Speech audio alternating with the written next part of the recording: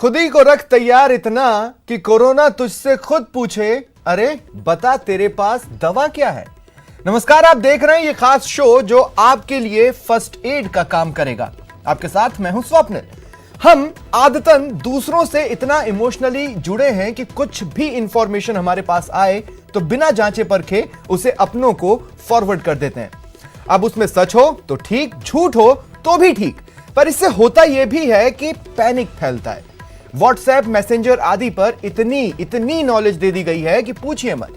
पर कहीं हम बेजान की सावधानियों में उन सावधानियों को कहीं कम तो नहीं कर दे रहे जो सच में जरूरी है।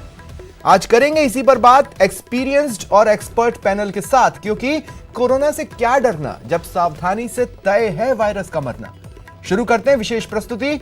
मैं चलता हूं ग्राफिक्स रूम की ओर ताकि आप तक जरूरी चीजें बेहतर तरीके से पहुंचा सकूं।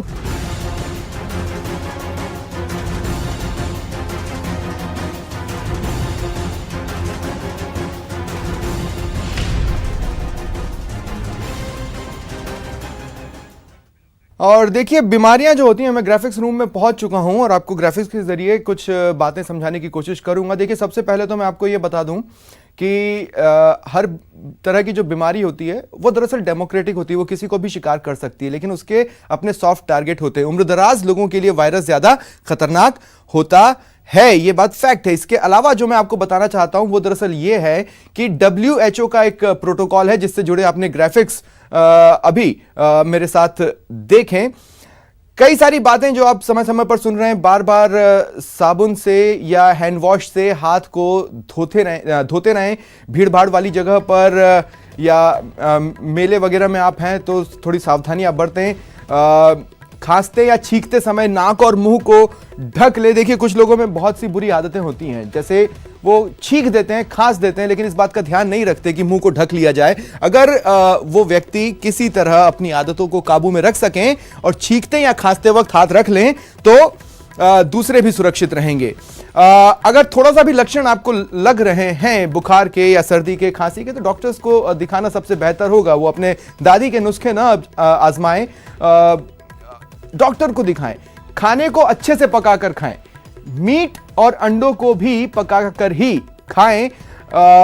ये कुछ ऐसी बातें हैं जैसे प्रोटोकॉल हम आपको WHO का जो बता रहे हैं। अब तक कोई दवा या वैक्सीन कोरोना वायरस की नहीं बनी है, लेकिन इसके बावजूद भी डरने की जरूरत नहीं है। मलेरिया, स्वाइन फ्लू की दवा से इलाज लिए जा सकते हैं। इसके अलावा अब जो ग्राफिक्स आप देखेंगे वो तमाम जो क्या क्या कहते हैं, अलग अलग जो फील्ड्स हैं जिनके पास आप इलाज के लिए पहुंचते हैं, वो हम बात करेंगे कुछ ही देर में।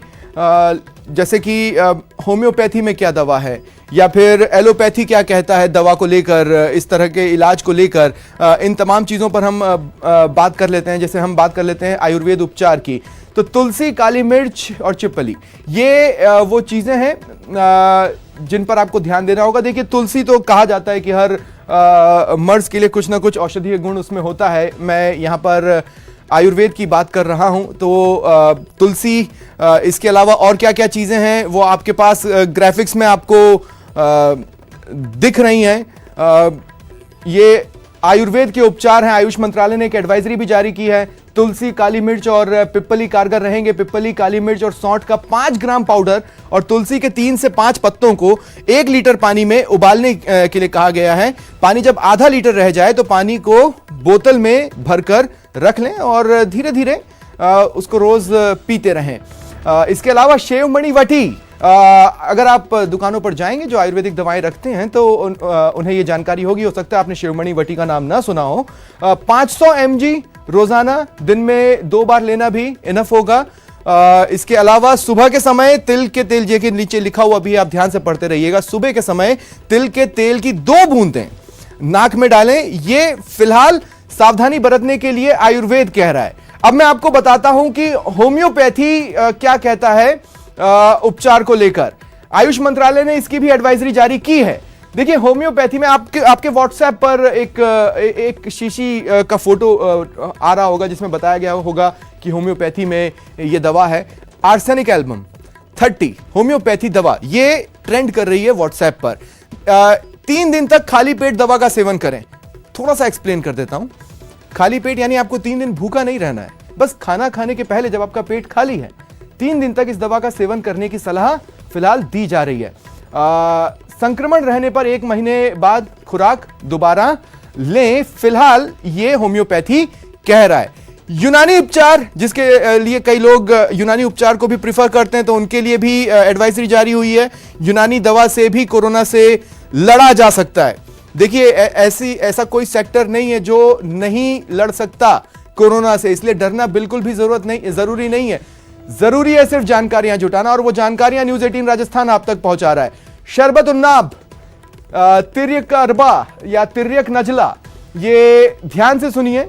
खमीरा, मारवारिद, इन दवा के उपयोग की सलाह यूनानी दवाओं के जो स्पेशलिस्ट हैं या जो डॉक्टर्स हैं वो आपको देंगे।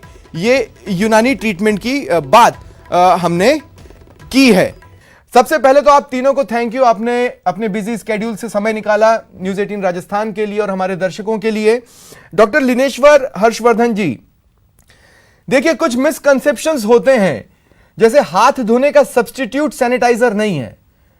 ये बहुत कॉमन सी बातें हैं, लेकिन ये कुछ चीजें होती हैं जिनका ध्यान रखा जाना चाहिए। आप हमारे दर्शकों को एक बार की इस तरह की बारीक बातें समझा सकते हैं?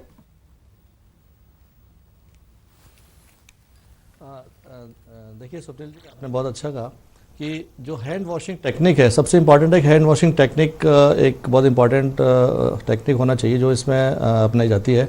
वो किसी भी वायरल इन्फेक्शन के लिए लाभदायी होती है, जिसमें मैं आपको अगर हैंड वॉश करके यहाँ पर आपको समझाऊंगा इस तरह से, तो आप समझ जाएंगे कैसे वॉश करना चाहिए। एटलीस्ट 30 सेकंड से ऊपर और मिनिमम 1 मिनट तक उसको वॉश करना चाहिए पूरे हैंड को। अच्छा साबुन यूज़ करें, और जैसे मैं आपने साबुन लिया, ऐसे